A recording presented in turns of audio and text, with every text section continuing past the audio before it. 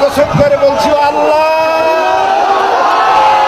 তোমার জাতের কসম, তোমার ইজ্জতের কসম, তোমার সম্মানের কসম, 1971 সনের এক ফোঁটা বালি বা কাদা আমার গায়ে লাগে নাই, লাগে নাই, লাগে নাই। আমার শুধু কাজ ছিল কোরআনের প্রচার করা। নাস্তিকবাদীরা সহ্য করতে পারে নাই, জালিমরা বরদাস্ত করতে পারে নাই, যার জন্য আমাকে বন্দী করে রেখেছে। আমি শাহাদাতের তামান্না করি, আমি শহীদ হতে চাই, তবে চোর ডাকাত ইত্যাদির বদনাম নিয়ে মরতে চাই না।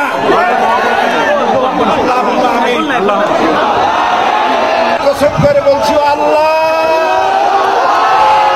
তোমার জাতের কসম, তোমার ইজ্জতের কসম, তোমার সম্মানের কসম, 1971 সনের এক ফোঁটা বালি বা কাদা আমার গায়ে লাগে নাই, লাগে নাই, লাগে।